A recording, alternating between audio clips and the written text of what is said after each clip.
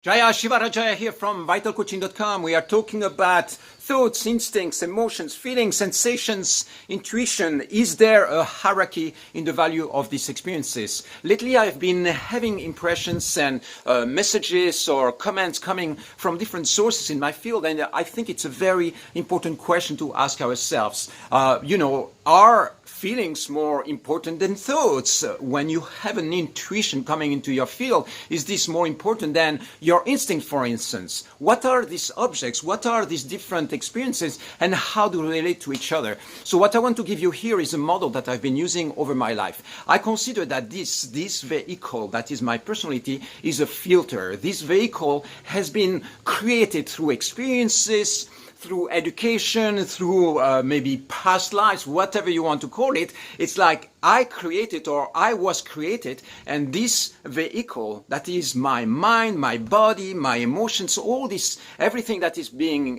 created here is a vehicle, and this vehicle acts as a filter. When I get impacted by energies, emotions, or things coming from outside, for instance, in the process of meditating, and then I feel like I'm tapping into some frequency, or I arrive in a place, for instance, in a cafe somewhere, or in a restaurant, and there is a certain energy in the field, or I'm having a conversation with somebody, or I read a book, or I listen to some music, those energies are going to impact into my field. And through the filter of my mind, through the filter of my personality, this is going to reflect itself in different, what I call mind objects.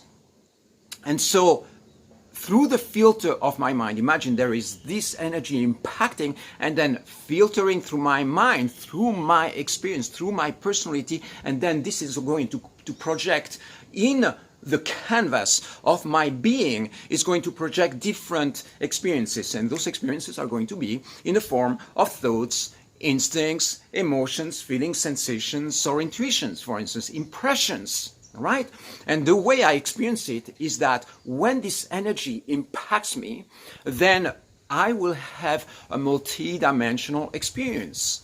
Together with the thoughts, there is going to be sensations, there is going to be emotion, there is going to be an instinct or an intuition. Sometimes I'm in a meditative state, and then I suddenly have an impression or a feeling, maybe it might be some warmth into my heart or something, and then there is a chain reaction of thoughts, for instance, coming with that, or emotions, or feelings. Or suddenly my instinct tells me, okay, drop out of meditation and just take a cold shower, for instance. So what I notice is that those energies impacting into my field are going to reflect themselves in multidimensional ways. And those multidimensional ways are creating all those, what I call those mind objects, like feelings and emotions, impressions, sensations, thoughts. And for me, they more or less, they are all kind of equivalent. Sometimes the insight of the core experience is going to be a thought. Sometimes it's going to be a formless experience that is just a profound feeling. Sometimes it's going to be an instinct, a desire, a movement. Suddenly my body wants to do something. And for me, all these different experiences, so all these different mind objects, have more or less the same value in my field. I don't create a big hierarchy. I don't go like, when I'm thinking, this is my personality. It's an isolated object that doesn't have value, or has less value than a feeling, or an emotion, or an instinct. They are all created through the filter of my being, and they all have value.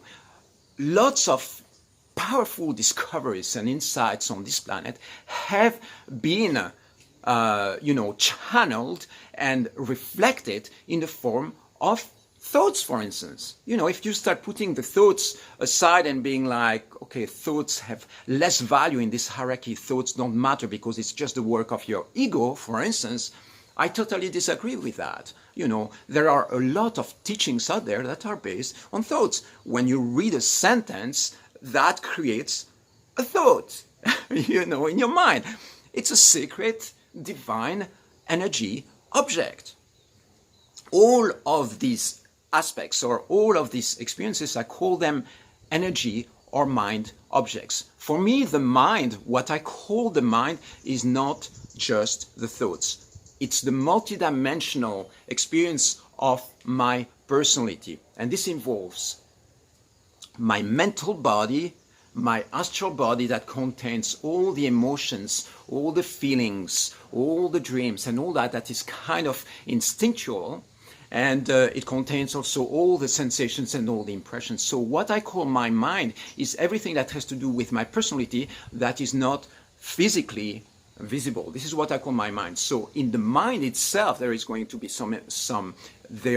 the mind itself is going to contain emotions and thoughts and feelings. So the rational mind, I call that the mental body. Okay, and in the mental body, in the higher mental body, then you have the higher intuitive faculties. Like, for instance, again, when you meditate and you bring your thoughts to stillness, then you can access a state of being where you access pure intuitive faculties. And so this is what we call the causal plane in esoteric terms. So the causal plane is precisely this moment where we start tuning, or when we start accessing really the divine and having this divine intuition. And so again, if you look at those impressions coming to your field, they're going to reflect themselves a little bit like a rainbow going in different colors, and it's going to create a multidimensional experience. At least this is the way I model it, or if I have to simplify it and kind of try to explain it in simple terms, for me this is the way it works, or the way I look at it. All of these experiences are mind or energy objects. A thought, I see it as an energy object. Words are energy objects. It means that they have a certain vibration or a certain frequency or a certain identity. An emotion is going to have another frequency or another identity. It's also an energy object. And so again, the reason why I'm sharing this is because I'm not creating a strong hierarchy between those different mind objects. I come from a science background. I'm very analytical. I look at things, I try to understand, solve problems, and so on. So I'm working a lot with my thinking process, and this thinking process is sacred. Most of you who might be posting, for instance, videos or sharing or writing books or communicating with people, you are going to come to communicate in ways that are partly intuitive, partly rational. If you are writing poetry, it's a bit more intuitive. If you are writing something that is related with science or understanding or logical patterns, then it's a little bit more rational. But basically, you get the idea. If you disagree with that, that's fine. It's no problem. I'm giving you this model so that you have maybe a frame or something that might be helpful for you in your field to understand all that. If you feel that your feelings matter way more than your thoughts, that your thoughts are just a trap, for instance, in your life, that's fine. Maybe it has to do also with the fact of activating a new divine anchoring or transmission that anchors your thoughts in a different vibrational frequency. For me, my thoughts, my emotions, my feelings, my intuitions, my instincts, all of that is within the realm of what is sacred.